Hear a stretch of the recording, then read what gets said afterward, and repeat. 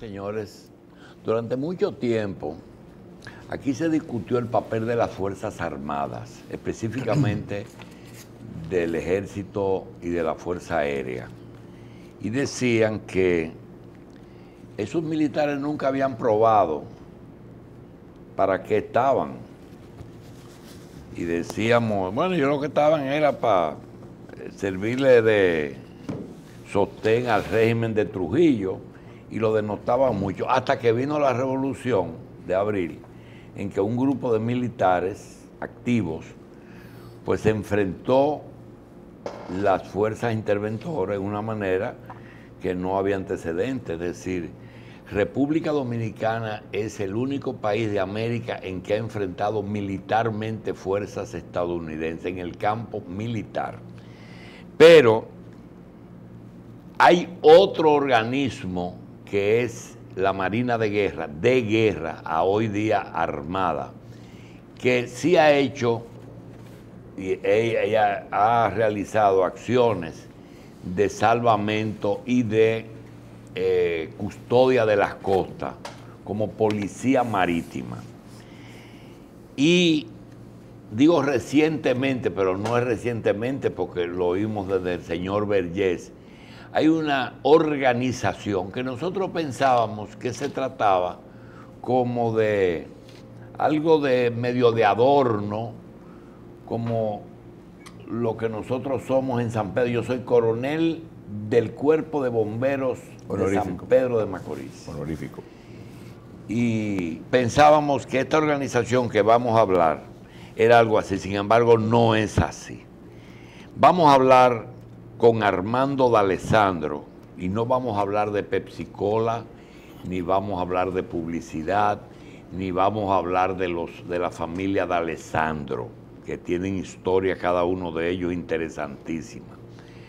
Y vamos a hablar con el doctor José Joaquín Puello Herrera, pero no vamos a hablar con él ni del maestro de la medicina, ni de neurocirugía, ni de cómo recibió a Víctor Livio Cedeño en la clínica, a Pedro Livio Cedeño en la Clínica Internacional, ni de cómo es que él es condecorado por el Poder Ejecutivo con la Orden de Duarte Sánchez y Mella y el Premio Nacional de Neurocirugía que le da la Fundación Corripio. Venimos a hablar con José Joaquín y con Armando de lo que es el auxiliar naval. Le damos la bienvenida y vamos a comenzar, Armando, que tú nos digas qué es un auxiliar naval y cómo ve la Armada, cómo los ve a ustedes. Adelante. Bueno, gracias, buenos días. Gracias. Por la invitación que nos hacen. Bueno, el auxiliar naval, nosotros fuimos creados mediante el decreto 887 del presidente Leonel Fernández en el año 2009, que fue cuando nacimos. Y el auxiliar naval viene siendo una organización a nivel internacional. No solamente es algo que radica en República Dominicana, sino existen muchos tantos otros países del mundo. La misión de nosotros, en este caso particular, es asistir a la Armada en salvamentos y rescate. Cuando la Armada lo requiere, mediante el Departamento de Operaciones de ellos, una situación que se presenta en alta mar, pues ellos nos pueden solicitar una asistencia de parte. Pero ustedes no son una reserva de la Marina, ¿verdad? Nosotros no somos una reserva de la Marina. Nosotros los auxiliamos a ellos cuando ellos nos llaman a nosotros para una emergencia específica. ¿Y los llaman como que como recurso humano o con equipo? Con equipos. Ustedes tienen cosas que ellos no tienen. Bueno, ellos tienen obviamente embarcaciones, pero nosotros tenemos también, no solamente embarcaciones, porque tenemos más de 150 embarcaciones disponibles. Que son de sus miembros. Que son de los miembros de los auxiliares navales. Y tenemos también más de 20 aeronaves, aviones. Entonces, estos recursos nosotros los ponemos a disposición de la Armada en caso de necesidad.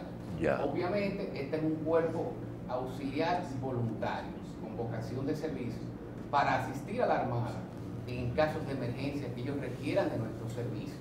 Bien, dos personas muy queridas y muy cercanas a nosotros, que son fue el doctor Escipión Oliveira y es el doctor José Joaquín Puello, tienen aparentemente un joven, pero yo a ellos dos los he acusado de que necesitan un psiquiatra, porque hacían unas travesías que realmente a mí me sorprendían. Por ejemplo, me dice el doctor Puello, Armando, que él se le ocurrió venir de Ciudad del Cabo a República Dominicana en un velero, cruzando no solamente el Atlántico Sur, sino del sur a las Antillas. Doctor, esas actividades, fuera de ser auxiliares de la Armada, ¿es un deporte? Es un deporte, pero navegar en alta mar en un velero es un trabajo muy duro. Primero porque uno solamente duerme 4 horas, tiene que estar despierto 20 horas al día, haciendo Bueno, guardia. eso cuando va solo, doctor. Por eso uno va veces generalmente con compañeros, dependiendo del tamaño de la nave. de la nave. El largo de un barco para... Yo sé eso que tú no lo sabes, se llama eslora, que es la longitud del barco. ¿Y qué es lo que determina la calidad? ¿La eslora o el motor? No. Lo que determina la calidad de un velero es la eslora, o sea, cuán largo es y cuán ancho es, que se llama manga. Entonces eso es lo que determina la calidad y dónde fue hecho, porque hay marcas y marcas. Entonces en el mundo entero hay veleros que están muy bien hechos, que tienen una gran tradición. Los franceses, por ejemplo, tienen una gran tradición de hacer veleros. Y las lanchas de motor tienen una gran tradición en Estados Unidos e Italia, una gran tradición. Bien, ¿qué actividades tienen ustedes regularmente? Bueno, nosotros tenemos, Armando lo puede detallar, pero esencialmente búsqueda y rescate. Nosotros entrenamos a los auxiliares navales a salir al mar cuando la Armada lo requiere para rescatar un náufrago. Pero eso no es a tontas y a locas, eso se llama caja de búsqueda, se calcula exactamente dónde ocurrió el evento y de ahí entonces hay una serie de parámetros que se utilizan, velocidad del viento, las olas, la corriente marina. O sea, realmente hay que estudiar esto para poder hacer búsqueda y rescate. Yo digo que la mejor manera de uno saber lo que esto significa, el día que uno, nuestros televidentes, salga al mar en un bote, en una lanchita, etcétera, que tire un coco al mar. Un coco es la cabeza de un ser humano y usted va a ver que a 100 metros después de usted haber tirado ese coco, usted ya no lo ve. Entonces, con eso te digo la dificultad que hay cuando uno sale al mar a buscar un náufrago. Pero te finalizo con esto. Lo que hay que saber son 2 cosas desde el punto de vista de la medicina naval. Uno, que un ser humano puede vivir sin comida absolutamente 2 semanas. ¿Y sin agua? Y sin agua 45 días. Entonces, una persona está en un bote, ha naufragado, se queda ahí. La búsqueda hay que seguirla por semanas a veces. Porque Doctor, un regalito, médico náutico. ¿Qué pasa con el agua salada? El agua salada no se puede beber por razones obvias. Hay lo que tú y yo sabemos como médicos, lo llama el pH de la sangre cambia inmediatamente y hay una distorsión del metabolismo hídrico del ser humano. Y el ser humano muere cuando ingiere agua salada. Pero hay muchas formas de sobrevivir si uno no tiene agua. Hay fórmulas relativamente sencillas y eso se lo enseñamos a los auxiliares navales. Cómo sobrevivir en el mar sin agua con simplemente un papel de celofán y una cubeta. Si tú pones un papel de celofán y pones el agua salada sobre el papel de celofán y la filtras, tienes la cubeta ahí, la pones al sol, al cabo de unas horas el sol realmente purifica el agua y se puede tomar, no en grandes cantidades, pero se puede tomar. Pero esas son las cosas que nosotros... Te hidrata. Y se hidrata. Y dime. Doctor, es verdad que hay un buque estrella, escuela ahora. Sí, la Armada tiene su buque escuela, digo, una tradición... Pero esto es nuevo aquí. Sí, está aquí, se llama... Juan Bautista Cambiazo. Sí, Juan Bautista Cambiazo. Sí, pero nosotros hemos visto que Venezuela, Chile, Colombia tienen un velero que es el buque insignia. Correcto, sí. En que España tiene su... Aquí inclusive hemos tenido los dos reyes de España vinieron como cadetes y desfilaron ahí en la Padre Villino. ¿Usted se acuerda, doctor? Bien, siendo cadetes, vinieron en el buque escuela Sebastián Elcano. 1957. Sí, él vino el primero, después el jovencito vino después, el que es ahora rey, en el Sebastián Elcano. Ese buque, que es un velero, lo enseñan también a navegar a velas. Bueno, siempre navegan a vela, el motor lo llevan como auxiliar, pero los guardiamarinas, y eso pasa con los nuestros también, enseñar a navegar a vela es la verdadera navegación. Que por cierto, solamente hay 3 formas de navegar. La gente piensa que son muchas fórmulas. O con el viento atrás, que se llama de popa, o con el viento a través. Y siempre hay viento. Bueno, va y viene, pero siempre el viento siempre vuelve. Doctor, en la travesía suya de Ciudad del Cabo a de África del Sur a Santo Domingo, ¿lo hizo a vela? Esto o fue a vela. Lo hizo mixto? Eso fue un viaje a vela. ¿Y qué tiempo se tomó? 34 días. ¿No tuvo que tocar ningún puerto? Tuvimos que parar en Recife, en Brasil. Porque se había roto la planta de... Cruzó a Brasil. Sí, y de ahí entonces siguió. Y de ahí seguimos para acá, para Santo Domingo. Bien. ¿Y qué tiempo se tomó el almirante descubridor de América en ir de Palos de Moguera a Guaraní? Fueron casi 3 meses. Lo que pasa es que él llegó primero a San Salvador. Y hay información de ese viaje de las Bahamas el 12 de octubre al 5 de diciembre aquí. ¿Qué hizo él todos esos meses? Mira, noviembre y diciembre, 2 meses. Mira, Julito, ellos lo que hacían, te lo narro muy rápidamente, pues yo he leído la bitácora de Colón varias veces. Cuando ellos venían rumbo directo a la Florida, realmente Colón debió haber descubierto la Florida, pero había un motín a bordo, ya tienen más de 2 meses navegando, ya se le había podrido la carne, no tenían aves, no tenían fruta, y en esa época los marineros sufrían del escorbuto, que es la falta de vitamina B1. Vitamina C, se le caen los dientes, la fatiga, etcétera. Y en un momento determinado, ¿qué hacían ellos? Como la Santa María era más rápida, ellos se adelantaban, y ya al cabo de las 6 de la tarde, la Santa María arriaba las velas y esperaba las otras 2, y se amarraban de noche. Pero en un momento determinado, quizá el genio de Colón, uno se imagina en esa época, él decide entonces, él venía con un franco, ¿no? Sí. Perdón, con un oeste franco, un oeste franco. Pero después que llega a San Salvador, que es la isla Watkins, que está ahí en el Exuma, en las Bahamas, él decide... Y eso está bien claro, que esa era esta isla. Sí. Porque a veces pensamos que nunca tuvo claro. No, él lo dice claro.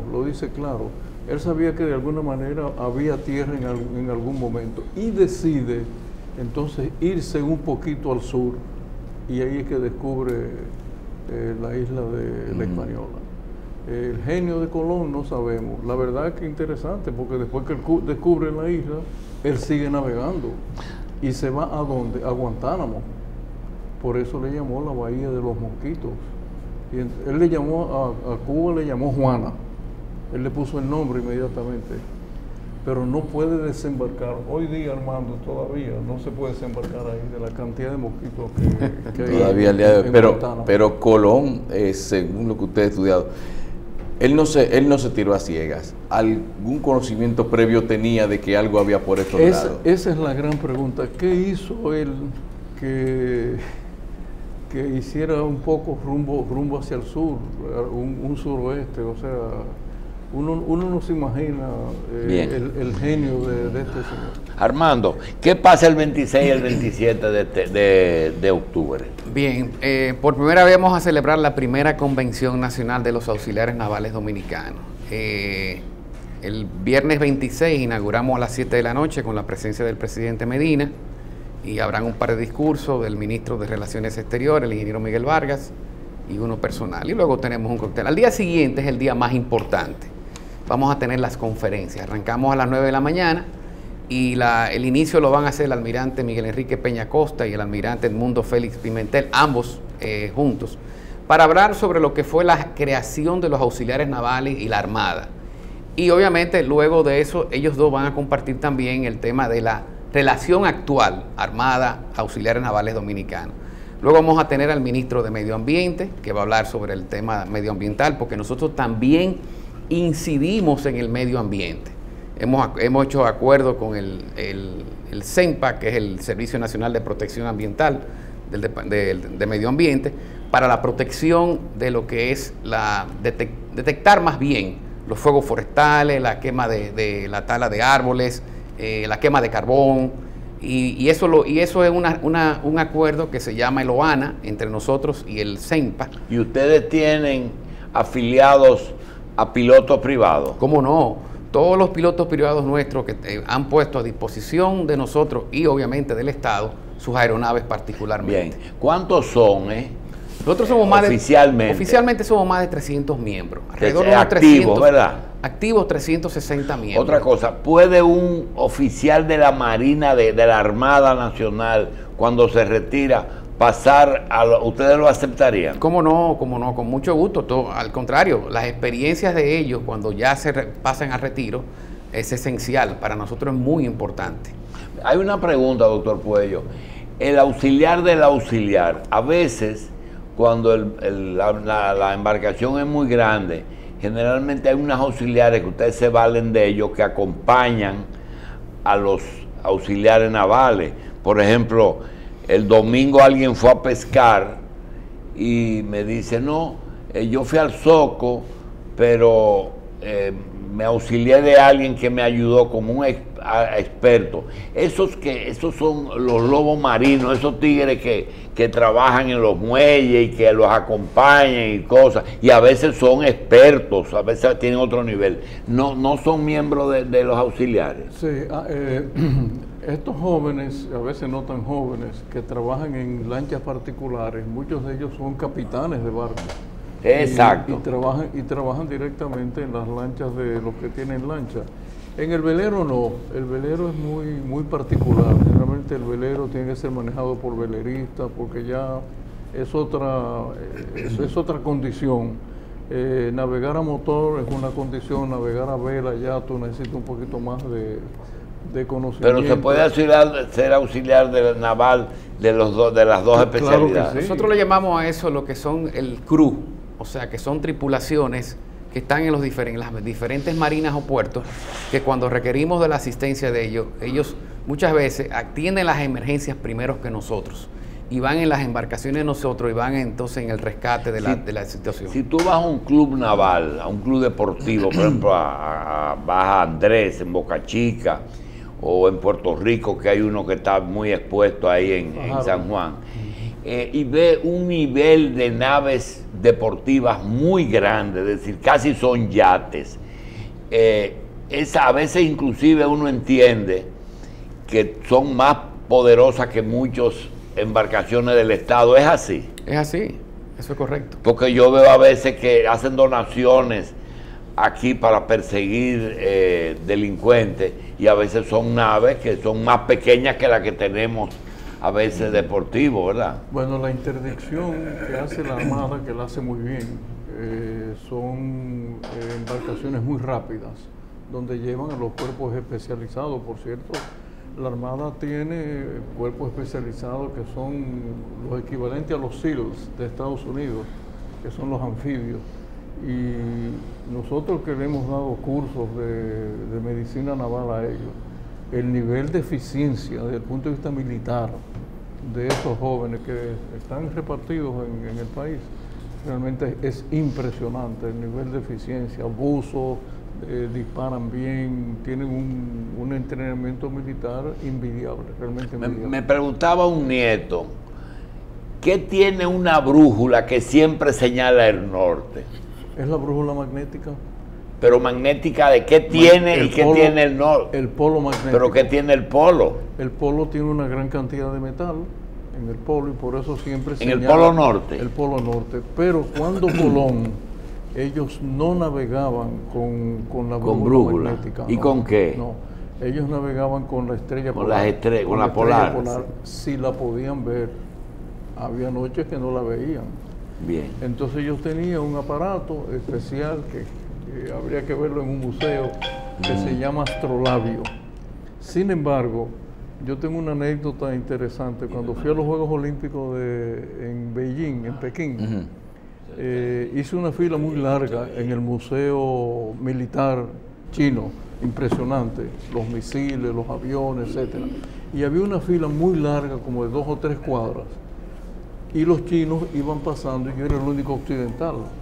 Cuando quise entrar a la fila, mi edecán me dijo, no, como usted está aquí para los Juegos Olímpicos, vaya por la fila VIP. Sí. Y yo era el único. Cuando llegué, encontré un aparatito muy pequeñito y tenía su inscripción en chino, francés, etcétera. Era una brújula de 3.000 años de antigüedad. De 3.000 años. 3.000 años, lo que significa que nuestro amigo Marco Polo, así fue que pudo viajar, si no hubiese sido imposible. O sea, ya ellos la conocían, la brújula magnética. Ustedes trabajan ahora con tecnología. Este es el GPS, ¿verdad? Sí. Ahora sí, bueno, Armando, te puedo decir. No, el GPS es el Global Position System, que nos ha dado a nosotros una herramienta sumamente importante para poder... Y gratis, porque por satélite.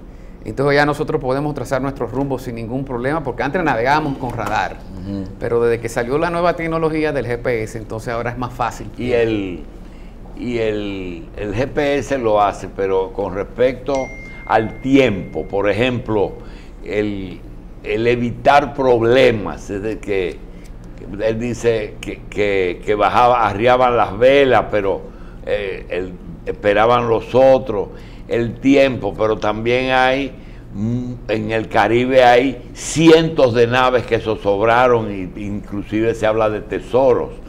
El tiempo, ¿cómo ustedes lo pueden disminuir el riesgo, digamos? Bueno, gracias a Dios hoy en día la tecnología nos permite a nosotros ver por internet ya las condiciones climáticas. Y eso uno se programa, o sea, uno puede saber cuando el mar va a estar malo, cuando hay condiciones atmosféricas adversas a la navegación, y ya uno se programa.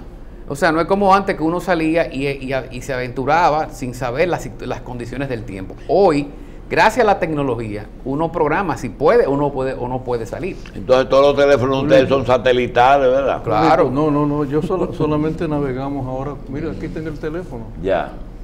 Me está diciendo dónde estamos nosotros 5 ahora mismo. Aquí está mi GPS. Y este teléfono en el mar funciona igual.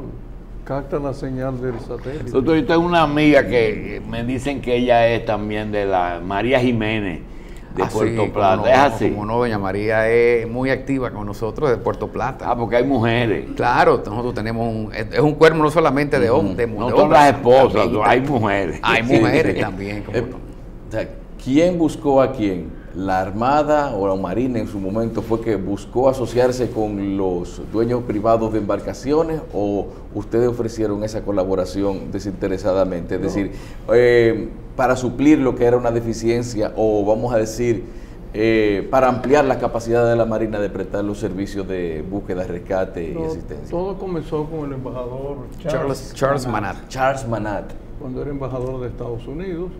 Él sabía que en Estados Unidos debe haber, Armando, casi 30.000 auxiliaristas, en Inglaterra, Filipinas, etcétera, y propuso al presidente Fernández y a la Armada crear ese cuerpo. Y así es como se crea, un cuerpo voluntario. Este uniforme solamente se usa para actividades, no somos militares, no portamos armas, no tenemos que ir a ninguna interdicción ilegal.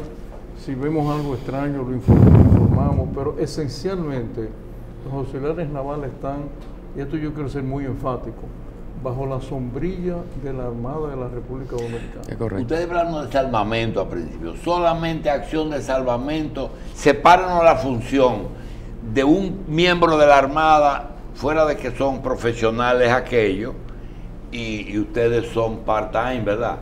¿Cuál es la diferencia en accionar? Mire, una emergencia en el mar, cuando la Armada los requiere, ellos salen a hacer el rescate o la intervención, pero también nos piden el auxilio nuestro en caso de que sea necesario. Yo diría que en los últimos rescates que hemos hecho, cuando el Departamento de Operaciones de la Armada nos llama a nosotros, siempre coincidimos con ellos en el punto de rescate. O ellos mandan una interceptora o estamos nosotros. Por ejemplo, este fin de semana se presentó una situación en Puerto Plata, a unas 11 millas. El Departamento de Operaciones nos notificó de que había una embarcación al garete con 2 tripulantes. Entonces nosotros automáticamente activamos nuestra flotilla de Puerto Plata.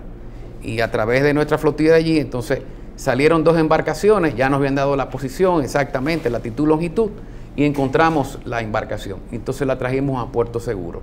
Ahí entonces hicimos, o sea, ellos nos requirieron nuestro servicio y salimos. Bien, anécdotas. Viajeros ilegales, los que lo organizan tienen teléfonos celulares satelitales.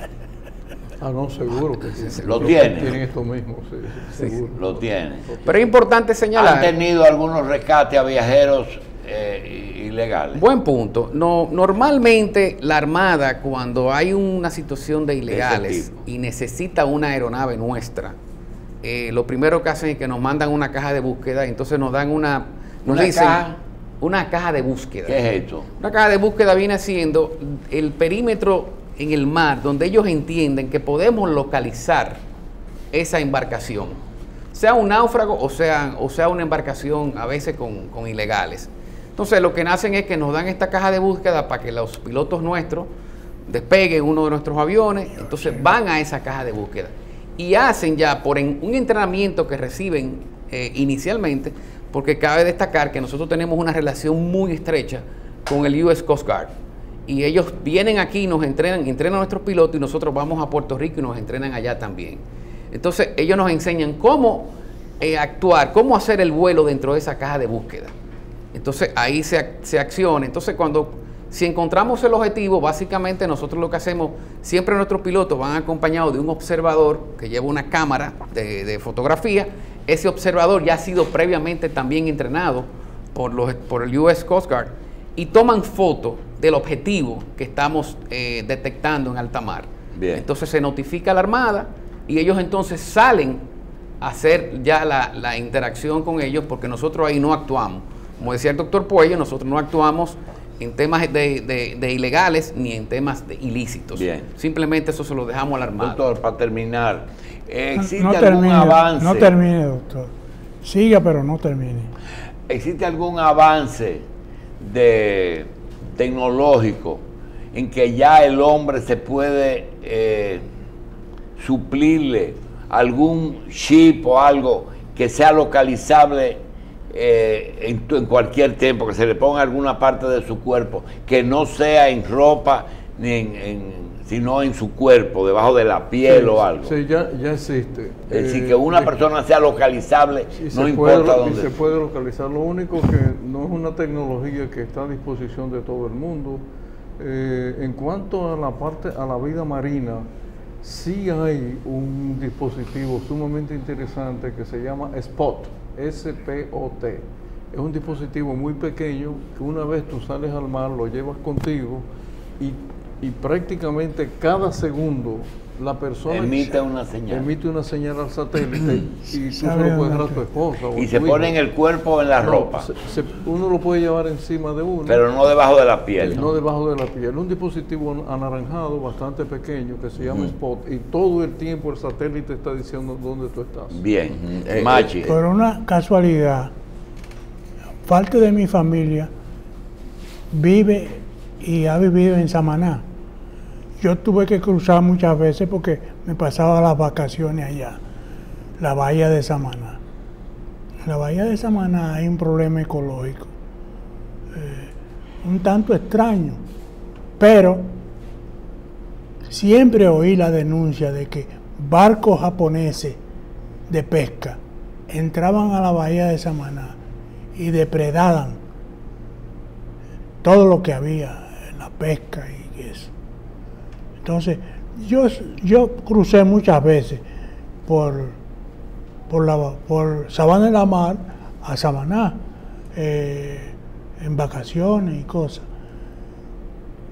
Y recuerdo los nombres hasta de los botes, de Tom Fish y Nadine Bessie, eran los que hacían la travesía. travesía.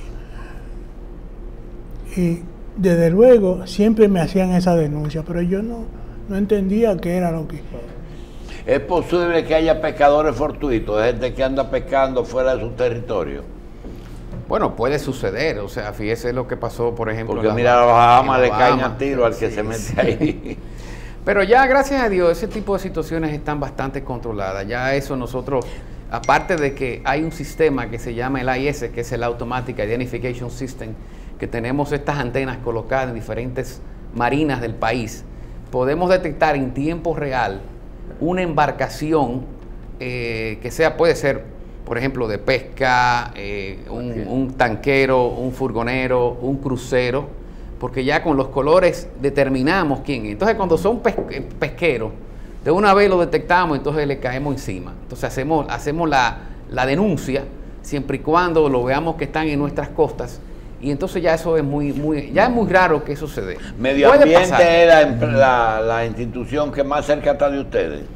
Bueno, la Armada No, es la la Armada. institución. Ah, que la más cerca está Armada. de Sí. nosotros. La Armada, obviamente, o sea, la Armada es esencialmente nuestro aliado, como decía el doctor, estamos bajo la sombrilla de ellos, pero también estamos dándole la asistencia a medio ambiente porque es importante el tema de la reforestación Claro. y del cuidado de los haitises y las zonas protegidas. Señor Alessandro, ¿y hay autoridades en los puertos y en las marinas y en los clubes O la comandancia del que, puerto. el que sea comandante del puerto verifica que el que se va a hacer a la mar tenga encima todo el equipo que le permita sortear un mal tiempo, dar una ubicación y hasta evitar entrar en aguas territoriales que no le corresponden? Mira, normalmente, teóricamente, debemos estar preparados cuando vamos a salir con todo lo que... esencialmente el salvavidas, el chaleco salvavidas es lo más importante. Y obviamente estar identificado con todo lo que es el combustible a bordo y demás. Yo creo que los dueños de embarcaciones tienen que entender que cuando usted va a salir a la mar tiene que prevenir cualquier situación. Y nosotros tenemos lo que se llaman los 10 mandamientos. En esos 10 mandamientos es una tarjeta que le damos al dueño de la embarcación, que él debe saber qué debe llevar. Es como cuando un piloto va a despegar, que hacen en lo que es el checklist en la cabina con su piloto, el copiloto le va informando. Pues nosotros al dueño de la embarcación y a la tripulación, ellos ven ese checklist, revisan todo lo que tienen y cotejan, y si está todo bien, pues entonces pueden salir. Obviamente ya cuando ellos van a la comandancia de puerto, el comandante de puerto de la zona le da un despacho de salida, porque ya le entiende que esa embarcación está en condiciones hábiles para salir Bien. a la mar. Bien, entonces repetimos que el primer Congreso de Auxiliares Navales será el 26 y el 27 de octubre. ¿Dónde? Sí, va a ser en el Centro de Convenciones del Ministerio de Relaciones Exteriores, como le decía anteriormente. Vamos a tener el día 27, vamos a tener 7 conferencistas.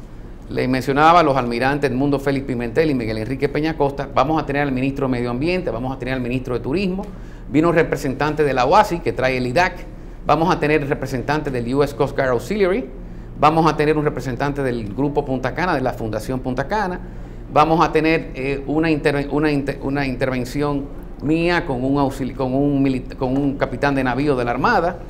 Esa es la idea, pasarnos el día edificando a nuestra membresía, a la sociedad, porque es abierto al público, para que nos acompañen ese día, porque creo que va a ser muy interesante escuchar qué es un auxiliar naval, principalmente, y sobre todo saber cuál es la función que nosotros ejercemos en esta labor. Porque la conferencia este año, que va dirigida por primera vez, es la función de los auxiliares navales en desastres naturales, desastres marítimos, aéreos y navales. Bien. Y específicamente el tema que como le decía anteriormente, medioambiental. Bien, le damos las gracias al doctor Correcto, yo José quería, Joaquín Puello. antes de que Ahí hay termine, una pregunta no, también no. que le hacen, José Joaquín, y es que cuando tocaste puertos brasileños, o lo tienen que hacer por necesidad, Armando, de alguna escala técnica obligada, que cómo resuelven los problemas migratorios los auxiliares navales. Nosotros tenemos por el hecho de pertenecer a los auxiliares navales, hay una consideración extrema en los puertos que llegamos, sobre todo con los miembros de la Armada de ese país. De hecho, en Brasil nos recibió la Armada brasileña. Ah, se lo dan como, lo tratan Sí, como y miembro de la Armada no, Dominicana. Y la verdad, Julio, que uno pertenecer a este cuerpo de manera voluntaria tiene unos privilegios cuando tú llegas. Yo lo que quería finalizar es con lo siguiente. Decir que los miembros de la Armada y los miembros de los auxiliares navales, hay un metamensaje en esto, Julio, y es que uno debe aportar a esta nación. Cada vez que un miembro de la Armada sale a rescatar a alguien, o sale un voluntario nuestro, es a costa de su propia vida. Sí, y creo que la gente entiende. Es un riesgo. Entonces, ese es un metamensaje a la nación, de que uno puede proteger su país, proteger a su gente, más allá de las cosas normales que uno hace. Y yo creo que ese es el valor de instituciones Bien. como esta. Señores, gracias al doctor Puello y a Armando D'Alessandro, miembros de los auxiliares navales de República Dominicana.